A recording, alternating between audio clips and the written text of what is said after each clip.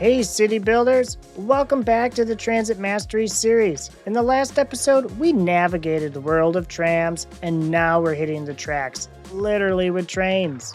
Trains are a powerhouse in city skylines too, perfect for moving passengers and freight efficiently. But how do you know when it's time to bring trains to your city? How do you avoid creating a rail system that's more chaos than convenience? Stick around and we'll chug through everything, from planning and implementation to keeping your network smooth and efficient. And don't forget to zone this channel to higher density by liking this video and subscribing. Let's get started. Let's talk about why trains are so impactful in city skylines too. As your city expands and traffic increases, you need efficient ways to keep everything moving smoothly. Trains offer a fast and reliable solution. They're perfect for reducing highway congestion. Imagine how much easier your city's traffic would be if more cims would take a train instead of clogging up the roads. Trains aren't just for people, they're excellent for moving cargo too. Imagine your industrial zones operating smoothly, with goods flowing seamlessly on trains, keeping your roads clear of truck congestion. Passenger trains can create buzzing activity hubs, boosting property values and encouraging development nearby. Meanwhile, cargo trains keep your supply chains moving, making sure industries thrive. And since trains link seamlessly with buses, trams, and metros, they become the backbone of a fully connected transit system, keeping your city on track for success. So when should you bring trains into your city? Here are some signs that it's time. Do your highways gridlock? If your highways are starting to look like a parking lot with all those brake lights, it's probably time to consider trains. Connecting an outside train line can ease the load and offer your cims a faster, stress-free way to commute. Do you have a lot of trucks coming and going from your industrial zones? When your industrial areas are booming, but the trucks just can't keep up, a cargo train can step in to keep goods flowing and your roads clear. Are you doing or planning for a decent amount of high-density zoning? As your city expands, buses and trams can only do so much. Trains, with their large capacity and speed, can better handle the growing demand. Are your cims traveling to other communities within the map or via outside connections?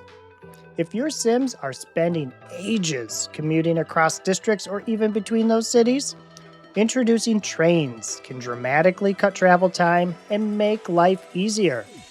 In addition, those connections will reduce road congestion. Proper planning can make or break your train network. So, before we dive into the nuts and bolts of implementation, let's break down the critical elements of planning a successful rail system. Think of your train network as the lifeblood of your city, keeping everything moving smoothly. To get the most out of it, focus on connecting key spots like bustling city centers, busy industrial zones, and peaceful suburbs.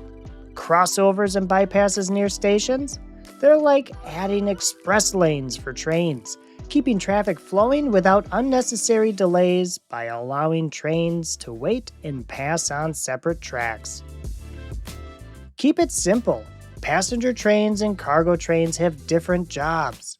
Mixing them on the same tracks near stations can lead to unnecessary delays, so it's often best to give each other their own space.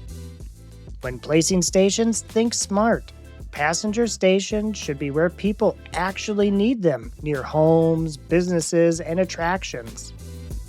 For cargo stations, place them close to industries and major roadways for smoother deliveries. Finally, don't forget the outside world. Connecting your network to external train lines can boost trade, attract tourists, and ease road congestion in a big way. A well-planned network transforms how your city moves and thrives, so plan with the future in mind. Alright, you're ready to get trains rolling. Here's how to make it happen step by step. First, unlock trains. Trains require a development point to unlock. If you've already unlocked trams, good news, you've unlocked trains too. Next, build a train depot. The train depot is where your trains spawn and get repaired. It needs to connect directly to a rail line for smooth operation. Also, keep the rail yard close to the action, so trains have a shorter distance to travel from the depot to their first stops. Next, add stations. Passenger stations work best near residential areas, commercial hubs, and tourist zones. You have a few different options to choose from, each tailored to different needs. Cargo stations should be close to industrial areas for efficient logistics. We're almost there, but next, lay the tracks.